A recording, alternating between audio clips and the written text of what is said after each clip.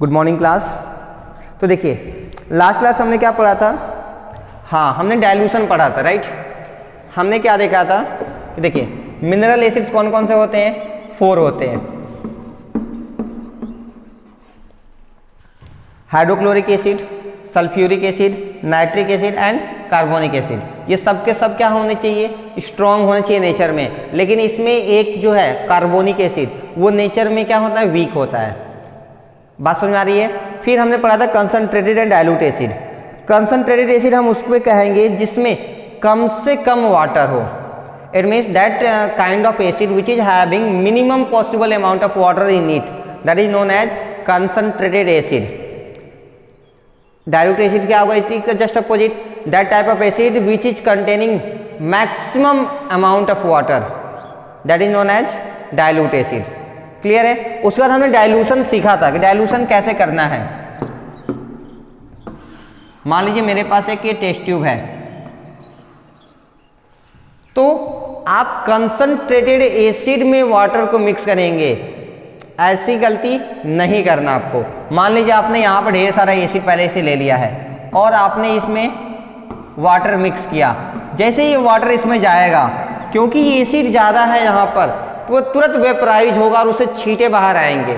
और वो छींटे हो सकता है कि आपके फेस या बॉडी या क्लॉथ्स को जला दे, इससे नुकसान होने के पूरे चांसेस हैं। तो हम कभी भी कंसंट्रेटेड एसिड में वाटर को मिक्स नहीं करते, ये क्या है, गलत। तो फिर क्या करेंगे, हम पहले वाटर ले लेंगे। अब ड्रॉपर्स की हेल्प से, ऐसा ड्रॉपर होता है, आपको लैब में मिल जाएगा। ड्रॉपर की हेल्प से एसिड को ड्रॉप वाइज इसके अंदर डालेंगे हम। अब मान लीजिए जब हमने थोड़ा सा एसिड डाला, क्योंकि यहाँ पानी ज़्यादा है तो हीट तो निकलेगा ही, क्योंकि एक्सोथर्मिक रिएक्शन है। तो ये जो हीट निकला, वो हीट इतना ज़्यादा पानी होने की वजह से एब्जॉर्ब हो जाएगा और ये ब्लास्ट नहीं करेगा या फिर इससे छींटे बाहर नहीं आएंगे और आप सेफ रहेंगे। तो आप ड्रॉप वाइज इसमें डालेंगे, फिर स्टेटर से लेके इसको क्या करेंगे, मिक्स कर देंगे, ताकि वो आराम से पूरी तरह से मिक्स होता रहे। क्लियर है। ये काम बिल्कुल आराम से धीरे धीरे और सावधानी से हमें करना चाहिए। ये सारी बातें लास्ट क्लास तक हो गई थी। Okay, so today we are going to discuss properties of acid. अब हम जो डिस्कस करने जा रहे हैं वो क्या है, एसिड की क्या प्रॉपर्टीज है। पहला, acids have a sour taste. हाँ, एसिड्स क्या ऐसे होता है, टेस्ट में खट्टा होता है। दूसरा, acid turns blue litmus to red. हाँ, एसिड ब्लू कलर के लिटमस पेपर को किस में बना देता है, रेड कलर में। Acid solutions conduct electricity, it means they are electrolytes. Electrolytes का मतलब समझ लीजिए क्या होता है, आप चाहे तो लिख लीजिए, हम बोल दे रहे हैं। Electrolytes are those kind of liquids which can conduct electricity. हाँ देखिए, ऐसे को हम इलेक्ट्रोलाइट्स कहते हैं जिससे इलेक्ट्रिसिटी पास हो सकती है। अगर हम प्योर वाटर लें, अच्छा पहले इसको बात करने से पहले देखिए, आपने सॉलिड कंडक्टर देखा है, नहीं देखा है, सबने देखा है, आपने पढ़ा भी है। कहाँ, फिजिक्स में आपका एक चैप्टर चल रहा होगा ना, भी पहला चैप्टर इलेक्ट्रिसिटी, उसमें कंडक्टर्स के बारे में पढ़ाया गया है। आपने देखा हर बार जो एग्जाम्पल लिया गया, मेटल, वायर, सब कुछ हर बार सॉलिड ही लिया गया है, लिक्विड की कोई बात ही नहीं करता वहां पर। तो क्या लिक्विड कंडक्टर नहीं होते, होते हैं। तो क्या सभी लिक्विड कंडक्टर होते हैं, नहीं। क्या सभी सॉलिड कंडक्टर्स होते हैं, नहीं होते ना। In the same way all the liquids are not the conductor of heat and electricity. So but there are some liquids which are good conductor of electricity and those liquid conductors are known as electrolytes. अभी बात समझ में आ गई, electrolytes क्या है। हाँ, वो liquids जिसमें से इलेक्ट्रिसिटी फ्लो कर सकती है, they are known as electrolytes. बात समझ में आ गई। चलिए ज़्यादा नहीं, एक दो एग्जाम्पल आप चाहें तो याद रख सकते हैं। देखिए, साइट्रिक एसिड किस में मिलता है, लेमन में मिल जाएगा। तो जब लेमन की जूस आप बनाएंगे तो लेमन जूस से इलेक्ट्रिसिटी फ्लो कर सकती है। दूसरा, घर पे सोडियम क्लोराइड है, यानी कि क्या है, सॉल्ट। सॉल्ट और वाटर का आप मिक्सचर बना लीजिए, इस मिक्सचर में आप इलेक्ट्रिसिटी फ्लो कराएंगे, आराम से हो जाएगा। लेकिन अगर क्या होगा, मेरे पास प्योर वाटर है, प्योर वाटर मतलब डिस्टिल्ड वाटर, एकदम H2O है, वो प्योरिट वाला भी नहीं, प्योर वाटर जो आपको कहाँ मिलेगा, लैब में, तो क्या उसमें इलेक्ट्रिसिटी फ्लो होगी? नहीं होगी। Pure water is not an electrolyte but sea water is an electrolyte. अब ये क्या बात हुई? हाँ, दोनों में डिफरेंस है, पता है ना आपको? हाँ, देखिए जो प्योर वाटर है उसमें सॉल्ट एकदम नहीं होगा, लेकिन जो सी वाटर होते हैं दे आर सैलिन इन टेस्ट, वो बिल्कुल खारास होता है ना, नमकीन जैसा। क्यों? क्योंकि उसके अंदर सॉल्ट ज़्यादा होती है। अगर सॉल्ट मिक्स हो गया तो बताइए, हाँ, they will be reacting like an electrolyte. तो बात क्लियर है? यानी कि जो भी एसिड्स हैं सब क्या होते हैं? इलेक्ट्रोलाइट्स होते हैं। हाँ, acid solutions conduct electricity. Okay, so आपको लिखना क्या, आप पहले हेडिंग बना लेंगे प्रॉपर्टीज ऑफ एसिड, उसके बाद पहला पॉइंट, दूसरा पॉइंट और तीसरा पॉइंट। नेक्स्ट हम डिस्कस करते हैं fourth point, that is acid reacts with metal to form hydrogen gas. ये तो हम लोग क्लास 9th में ही सीख गए थे, याद कर लिए थे, और 10th में इतना पढ़े कि सब याद हो गया है। जब भी हमने वहां पे क्या पढ़ा था, when any metal reacts with any acid there is the evolution of hydrogen gas. ये चीज लिखा है, when acid reacts with metal to form hydrogen gas. जब भी कोई एसिड मेटल से रिएक्ट करेगा हमेशा कौन सी गैस रिलीज होगी? Hydrogen gas. उसके बाद आप क्या लिखेंगे? ये लिखने के बाद आप इसको कॉपी करेंगे। उसके बाद एग्जाम्पल, पहला एग्जाम्पल देखिए, जिंक और सल्फ्यूरिक एसिड का। अब हमें ये बताइए, रिएक्टिविटी सीरीज याद है? भूल गए? याद है? चलिए थोड़ी टेस्ट करते हैं। बताइए जिंक और हाइड्रोजन में कौन ज़्यादा रिएक्टिव है? हाँ, जिंक ज़्यादा रिएक्टिव है। तो देखिए ये जिंक क्या करेगा, इस हाइड्रोजन को डिस्प्लेस कर देगा, यानी कि इसको इसकी जगह से हटाएगा और खुद कंबाइन होगा। तो देखिए जिंक पे कितना चार्ज आता है? 2+, सल्फेट पे 2-। तो बस ये डायरेक्ट कंबाइन होकर क्या बनाएंगे? Zinc sulphate. और वहां से क्या बाहर निकल गया? Hydrogen gas. क्योंकि हाइड्रोजन गैस है इसलिए किस फॉर्म में एग्जिस्ट करता है? H2 फॉर्म में। नॉन मेटल है ना, तो ये हाइड्रोजन हमेशा मॉलिक्यूल फॉर्म में एग्जिस्ट करता है। तो बस लिख दिया हमने H2। ये कौन से रिएक्शन है बता सकते हैं? हाँ, हमने 4 टाइप के रिएक्शन पढ़ा था। कौन कौन से? Combination reaction, decomposition reaction, displacement reaction and double displacement reaction. ये कौन सा रिएक्शन है? Yes, this is displacement reaction. क्यों? Because zinc is displacing hydrogen from its sulphate. Why? Because zinc is more reactive as compared to hydrogen। सबको समझ आ रहा है? चलिए, ये तो हो गया आपका एक एग्जाम्पल, ये पॉइंट और ये एग्जाम्पल आपने लिख लिया होगा। अब आगे बढ़ते हैं।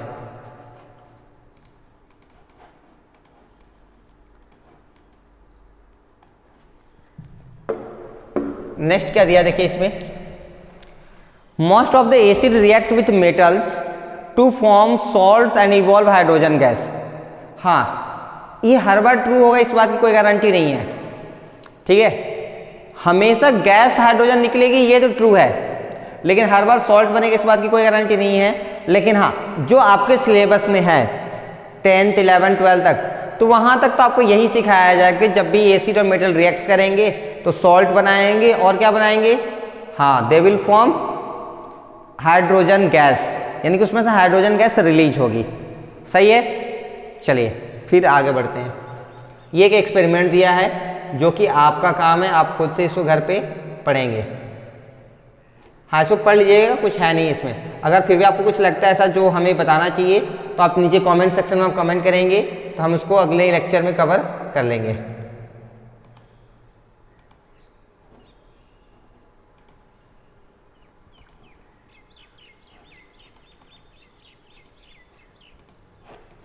ओके, सो ये कौन सा पेज नंबर है? This is 61 and property number, कौन सा प्रॉपर्टी हमने पढ़ा? 4th, ठीक है।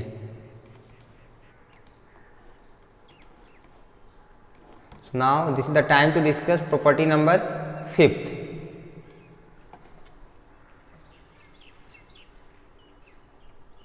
हाँ, चलिए यहाँ पे कुछ काम की चीजें दी हुई हैं जो कि आपको जानना होगा। देखिए यहाँ से, curd and other sour food stuffs. Curd का मतलब दही और भी खाने वाले जो सामान जो कि खट्टे होते हैं, क्या होते हैं? खट्टे। अच्छा, खट्टे से मतलब कैसा होगा वो? हाँ, उसके अंदर एसिड होंगे, तो उनको ज़्यादातर हम मेटल्स के कंटेनर में नहीं रखना चाहिए हमें। क्यों? क्योंकि वो क्या करेंगे, उसके साथ रिएक्शन करके फूड को खराब करते हैं। देखिए क्या दिया है, curd and other sour food stuff such as vinegar, इसमें कौन सी एसिड मिलती है? Acetic acid. लेमन, हाँ इसमें भी citric acid. Orange juice, citric acid. Etcetera should not be kept in metal vessels like copper vessel और ब्रास वेसल।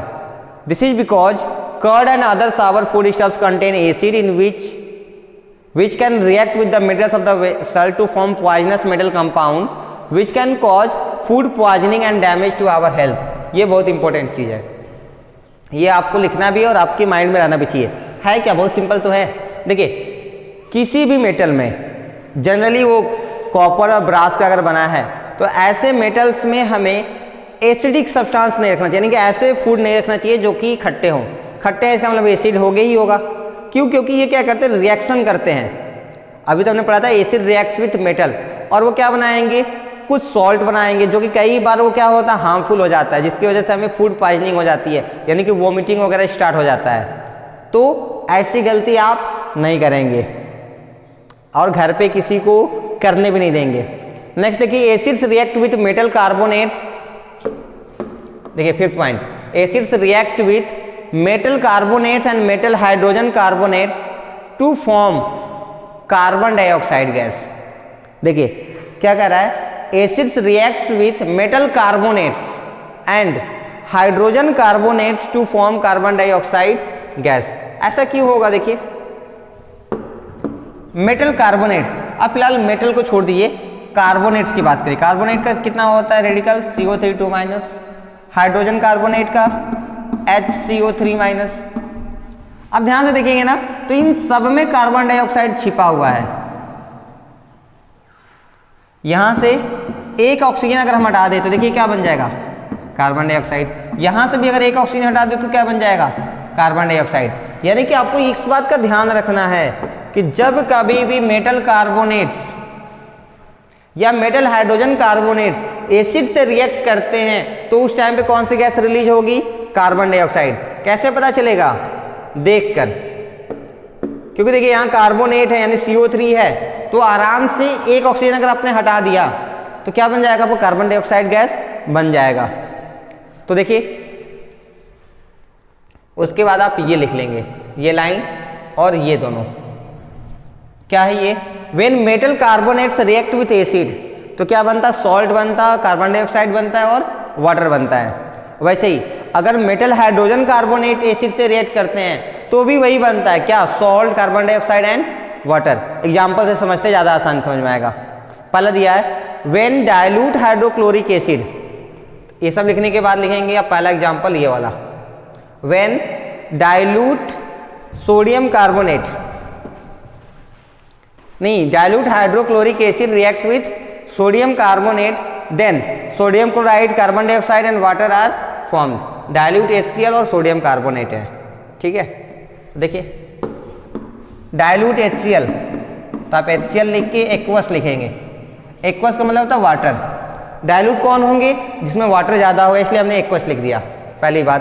दूसरी, sodium carbonate लिखना हमें। तो ये सोडियम पे कितना चार्ज आता है? हाँ, Na+।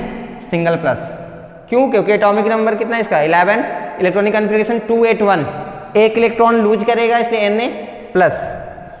कार्बोनेट पे हाँ ये तो रेडिकल है, कितना? 2-। ये सिंगल प्लस, ये डबल माइनस, डायरेक्ट कंबाइन होंगे? नहीं, यहाँ 2 से मल्टीप्लाई करना होगा, तो कंपाउंड क्या बनेगा? Na2CO3 बनेगा। तो बस ये देखिए क्या हमारा मेटल, ये क्या हमारा मेटल कार्बोनेट। कैसे पता चलेगा? सोडियम क्या है? मेटल, और CO3 क्या है? कार्बोनेट। तो एक चीज तो हमें पता है, सॉल्ट बनेगा। सॉल्ट को छोड़ते हैं, सॉल्ट हम बाद बनाएंगे, पहले हम क्या बना ले जो हमें पता है। कार्बोनेट है यानी कि क्या बनेगा? कार्बन डाइऑक्साइड गैस बनेगा, प्लस और क्या बनता है? वाटर बनता है। तो इसको लिख लीजिए। अब जो पता है हमें क्या बनेगा? सॉल्ट। सॉल्ट कब बनता है? जब एक मेटल दूसरे नॉन मेटल से रिएक्ट करता है। जब एक मेटल दूसरे नॉन मेटल से रिएक्ट करता है, तो देखिए इसमें ये नॉन मेटल है क्लोरीन, क्योंकि इलेक्ट्रॉन को एक्सेप्ट करता है। कितना होगा चार्ज उस पर? Cl-। कितना होगा चार्ज उस पर? Cl-। सोडियम क्या हमारा? मेटल, तो Na+। देखिए Na+ और Cl- कंबाइन होके क्या बनाएंगे? सोडियम क्लोराइड, जो कि कॉमन सॉल्ट होता है। अब बस बैलेंस कर दीजिए। देखिए क्लोरीन बैलेंस है पहले से ही, सोडियम बैलेंस नहीं है, तो पहले सोडियम से स्टार्ट करते हैं। यहाँ 2 से मल्टीप्लाई कर दीजिए, सोडियम बैलेंस। क्लोरीन बैलेंस नहीं है, तो यहाँ भी 2 से मल्टीप्लाई कर दीजिए, क्लोरीन भी बैलेंस हो गया। कार्बन बैलेंस है, ऑक्सीजन बैलेंस है, हाइड्रोजन बैलेंस है। अब सब बैलेंस हो गया, तो बस बन गया। ये क्या हमारा? Dilute acid, this is our metal carbonate, this is our salt, this is carbon dioxide and this is water. समझ में आ रहा है? तो चलिए देखिए sodium carbonate reacts with hydrochloric acid to form salt, carbon dioxide and water. कर सकते हैं? हाँ बिल्कुल। तो चलिए ये एक एग्जाम्पल तो हमारा हो गया। अगला एग्जाम्पल देखते हैं। चलिए सेकेंड देखते हैं क्या है। It is given sodium hydrogen carbonate reacts with hydrochloric acid. तो बस ये भी देख लीजिए, सिंपल सा तो है। Sodium hydrogen carbonate NaHCO3। क्यों ऐसा लिखा हमने? क्योंकि देखिए सोडियम पर सिंगल प्लस अभी डिस्कस किया था हमने। हाइड्रोजन कार्बोनेट, जिसको आप क्या कहते हैं? बाई कार्बोनेट भी कहते हैं, उस पर कितना आता है? Single minus. तो बस डायरेक्ट कंबाइन हो गए। डाइल्यूट HCl यानी कि एक्वस HCl से रिएक्शन करेंगे, तो हमें क्या क्या पता है? एक तो कार्बन डाइऑक्साइड पता है, दूसरा वाटर पता है। वाटर क्या है? लिक्विड। कार्बन डाइऑक्साइड क्या है? गैस। अब देखिए इसका मेटल पार्ट रिएक्ट करेगा किससे? नॉन मेटल से। इसमें मेटल कौन है? सोडियम। नॉन मेटल कौन है? क्लोरीन। तो क्या बनाएंगे? Sodium chloride. ये क्या है? एक टाइप का सॉल्ट है। This is a kind of salt. तो बस अब बैलेंसिंग बची है, बैलेंसिंग कर लीजिए। बैलेंसिंग तो आती है। अच्छा देखिए सोडियम बैलेंस है, हाइड्रोजन भी बैलेंस है, कार्बन बैलेंस है, ऑक्सीजन बैलेंस है, क्लोरीन। आई थिंक सब बैलेंस ही तो है। चलिए हाँ सब बैलेंस था। क्लियर है? नेक्स्ट देखिए क्या दिया है। Acid reacts with carbonate and hydrogen carbonate to evolve carbon dioxide gas. This carbon dioxide gas reacts with lime water, calcium hydroxide solution as follow. हाँ अगर हम यही कार्बन डाइऑक्साइड गैस का किससे रिएक्शन करा दें? लाइम वाटर यानी calcium hydroxide से, तो क्या बनता है? हाँ याद आया, कैल्शियम कार्बोनेट बनता है। क्या बनता है? Calcium carbonate. वो भी किसका? वाइट कलर का प्रिसिपिटेट बनाता है। This makes white coloured precipitate, और वाटर बाहर निकल जाएगा। वैसे ही अगर हम कैल्शियम कार्बोनेट में, कैल्शियम कार्बोनेट जो प्रिसिपिटेट बचा है, इस प्रिसिपिटेट में अगर फिर से कार्बन डाइऑक्साइड गैस पास कराएं हम और वाटर के साथ रिएक्शन कराएं, तो ये क्या बन जाता है? कैल्शियम हाइड्रोजन कार्बोनेट बनता है। क्या बनता है? कैल्शियम हाइड्रोजन कार्बोनेट, जो कि पानी में सोल्यूबल होता है। कुछ नहीं है, बस आपको परेशान कर रहा है। देखिए अभी तक आपने सीख गया कि यहाँ से आपको कार्बन डाइऑक्साइड गैस मिलेगा। अब ये कह रहा है कि इसी कार्बन डाइऑक्साइड गैस का रिएक्शन आप किससे करा दीजिए? हाँ कैल्शियम हाइड्रोक्साइड से करा दीजिए। तो करा दीजिए, क्या हो गया? देखिए कैल्शियम कार्बोनेट मिल जाएगा आपको, और क्या मिलेगा? वाटर मिल जाएगा। ये जो कैल्शियम कार्बोनेट मिलेगा, this will be white coloured precipitate. Precipitate क्या होता है पता है ना?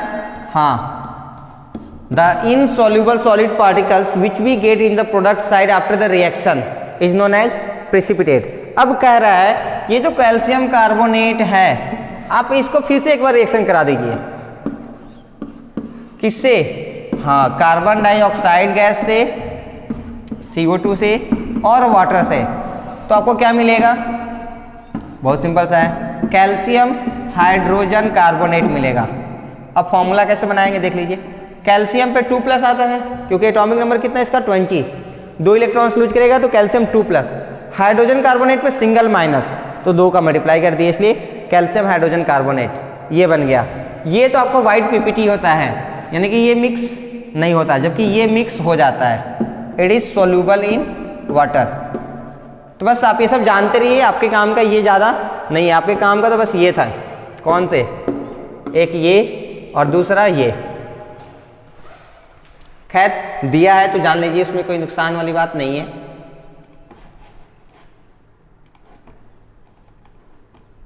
चलिए यही एक्सपेरिमेंट करके आपको दिखाया है, आप एक बार पढ़ लीजिएगा। नेक्स्ट वन इज, हाँ ये तो फिर से वही है क्या? ठीक है ठीक है, ओके। सो आगे दिया है हमें, if someone is suffering from the problem of acidity after over eating. अब मान लीजिए कोई बहुत ज़्यादा खाना खा लिया जिसमें खट्टापन ज़्यादा था, तो उसको क्या कहते हैं? एसिडिटी हो गया है, यानी उसके अंदर एसिड ज़्यादा हो गया है। We can suggest taking baking soda solution as a remedy. तो हम उसको क्या कह सकते हैं कि बेकिंग सोडा जो घर पे खाना पकाने में काम आता है, उस सोडा को आप एज ए ट्रीटमेंट यूज कर सकते हैं। जैसे इनो वगैरह यूज करते हैं ना, वैसे आप यूज कर सकते हैं। क्यों? क्योंकि वो क्या होते हैं? बेस होते हैं, और एसिड और बेस एक दूसरे को कैंसिल करते हैं। तो जब आप बेस को क्या बोलेंगे, एब्जॉर्ब करेंगे या फिर लेंगे, ड्रिंक करेंगे या खाएंगे जैसे भी, तो वो क्या करेंगे? एसिडिटी को कम कर देगा, फिर आपको अच्छा रिलैक्स फील होगा। This is because baking soda is sodium hydrogen carbonate which reacts with excess hydrochloric acid in the stomach and neutralise it. तो इसको यहाँ तक लिख लीजिएगा। इसमें रीजन भी दिया है कि हमें क्यों ऐसा काम करना चाहिए। ठीक है, आगे दिया है एक और चीज, please note that dilute sulphuric acid reacts with metal carbonates and metal hydrogen carbonates to form metal sulphate, carbon dioxide and water. जब डाइल्यूट एसिड का रिएक्शन कराते हैं हम, किसके साथ? डाइल्यूट सल्फ्यूरिक एसिड का किसके साथ कराते हैं हम? हाँ, किसी भी डाइल्यूट सल्फ्यूरिक एसिड का मेटल कार्बोनेट से या मेटल हाइड्रोजन कार्बोनेट से, तो हमें मेटल सल्फेट मिलता है, यानी सॉल्ट तो मिलता ही है, लेकिन वो किस फॉर्म में रहते हैं? सल्फेट के फॉर्म में। और क्या मिलेगा? Carbon dioxide. और क्या मिलेगा? वाटर। फिलहाल उसकी कोई ज़रूरत तो नहीं थी। आप एक बार देख लीजिए, दिया है तो वो भी दिया ना, डाइल्यूट सल्फ्यूरिक एसिड, तो लिख लीजिए H2SO4 एक्वस फॉर्म में मिल जाएगा। Reacts with metal carbonate. कौन सा मेटल कार्बोनेट ले लें? मैग्नीशियम कार्बोनेट ले लें? चलिए ले लीजिए। तो मैग्नीशियम 2 प्लस कार्बोनेट 2 माइनस हो गया MgCO3। आपको पता है कार्बोनेट है तो क्या मिलेगा आपको? कार्बन डाइऑक्साइड मिलेगा, प्लस क्या मिलेगा आपको? वाटर मिलेगा। ये गैस होगा, ये लिक्विड होगा। अब देखिए क्या बचा? सॉल्ट बनाना है ना। सॉल्ट किससे बनता है? मेटल और नॉन मेटल से। ये हमारा हो गया मेटल और ये हो गया हमारा सल्फेट रेडिकल। तो ये क्या बन जाएगा? मैग्नीशियम 2 प्लस और सल्फेट 2 माइनस। तो बस डायरेक्ट कंबाइन होके क्या बना देगा? Magnesium sulphate. तो वही लिखा है कि जब भी आप डाइल्यूट सल्फ्यूरिक एसिड से रिएक्शन कराएंगे तो हर बार आपको मेटल सल्फेट मिलेगा। ये मेटल है और ये क्या है आपका? सल्फेट है। ऐसे ही आप चाहें तो एक और ट्राई कर सकते हैं। नहीं, आपको हम एक होमवर्क देते हैं, आप घर पे खुद ट्राई करिएगा। लिखिए होमवर्क पहला, H2SO4 reacts with sodium carbonate लेंगे, ले लीजिए, Na2CO3 प्रोडक्ट आप खुद बनाएंगे। दूसरा ये वही रहेगा, प्लस मैग्नीशियम सल्फेट अभी करा दिया हमने, एल्युमिनियम सल्फेट ले लीजिए, Al2SO4 थ्राइस। ऐसे ही ये तो सेम रहेगा, प्लस इस बार आप किसको ले लीजिए? हाँ ले लीजिए, पोटेशियम ले लीजिए, पोटेशियम सल्फेट K2SO4। फिर ये सेम ले लीजिए, यहाँ पर हो जाएगा आपका कैल्शियम सल्फेट CaSO4। और सबके प्रोडक्ट्स आप बनाएंगे। कितने हैं? 1 2 3 4। चारों का होमवर्क करके आप ग्रुप में भेजेंगे। एक और एग्जांपल देख लीजिए हाइड्रोजन कार्बोनेट्स का, चाहे तो देखिए, dilute sulphuric acid aqueous form में, प्लस अब हम हाइड्रोजन कार्बोनेट लेते हैं तो ये हो जाएगा सोडियम हाइड्रोजन कार्बोनेट NaHCO3। क्योंकि हाइड्रोजन कार्बोनेट पे सिंगल माइनस होता है और Na पे सिंगल प्लस, तो डायरेक्ट कंबाइन होंगे। क्या मिलेगा हमें? CO2 मिल जाएगा और वाटर मिल जाएगा। अब देखिए यहाँ से क्या मिला हमें? सोडियम, और यहाँ से क्या मिलेगा हमें? सल्फेट। तो ये हो जाएगा Na2SO4 सोडियम सल्फेट। क्योंकि सल्फेट पे 2 माइनस होता है, सोडियम पे सिंगल प्लस, तो हमने सोडियम में 2 से मल्टीप्लाई कर दिया है, बन गया सोडियम सल्फेट। तो देखिए क्या बन गया, फिर से ये मेटल है, ये सल्फेट है, तो क्या बन गया, metal sulphate, carbon dioxide and water. Balancing आप खुद देख लीजिएगा, हाँ बैलेंस नहीं है, बैलेंस करना होगा आपको, कर लीजिएगा, देखिए कर ही देते हैं। 2 से यहाँ मल्टीप्लाई कर दीजिए, सोडियम बैलेंस हो गया, सल्फेट पहले से ही बैलेंस है, हाइड्रोजन कितने हो गए 4, तो ठीक है, हाइड्रोजन को यहाँ 2 से मल्टीप्लाई कर दीजिए, हाइड्रोजन 4 बैलेंस हो गया। ऑक्सीजन टोटल कितना होना चाहिए 6, और इधर का लेके 4 10, तो उधर कितना हो गया 2 2 4, आई थिंक ये गड़बड़ हो रहा है ना, देखिए हाइड्रोजन कितना है 3 है, तो एक काम करिए यहाँ पे 2 के बजाय आप क्या करिए, इसको 3 से मल्टीप्लाई कर दीजिए। अब देखिए हाइड्रोजन तो बैलेंस हो गया कितना 6, लेकिन हाइड्रोजन 6 क्यों होगा, यहाँ देखिए हाइड्रोजन कितना हो रहा है 2, और यहाँ हाइड्रोजन हो रहा है 2, टोटल कितना हो गया 4, तो वहाँ 2 से मल्टीप्लाई करना पड़ेगा। चलिए जाते इसको 2 ही रखने दीजिए, इसको चेंज मत करिए। तो ऑक्सीजन बैलेंस नहीं हो रहा है, राइट, ऑक्सीजन कितना होना चाहिए, इधर 6 है, इधर 14 होना चाहिए, जबकि 4 4 8 हो रहा है आपका। चलिए 2 से यहाँ मल्टीप्लाई कर दीजिए, देखिए 4 4 8 और 2 10 हो गया। अब कार्बन बैलेंस नहीं है, नहीं है कार्बन, यहाँ भी 2 कार्बन हो गया, यहाँ भी 2 कार्बन हो गया, बस अब हो गया बैलेंस, खत्म, कर सकते हैं। तो चलिए इसका भी होमवर्क दे दें, चलिए आप इसके भी होमवर्क ले लीजिए, अगले क्वेश्चन में कर लीजिएगा, अगले लेक्चर में हम बता भी देंगे, आप खुद से कर लीजिएगा। देखिए फिर से वही H2SO4 का रिएक्शन, पहला तो हमने कर दिया, आपको देते हैं दूसरा, magnesium hydrogen carbonate MgHCO3 twice, ये सेम रहेगा, ज़्यादा नहीं देते हैं, चलिए कम देते हैं। Potassium KHCO3 potassium hydrogen carbonate, और एक और ले लीजिए, किससे, वो ले लेंगे कैल्शियम से, calcium hydrogen carbonate CaHCO3 twice. बस आज के लिए इतना ही, बाकी हम नेक्स्ट क्लास में डिस्कस करेंगे। Thank you so much.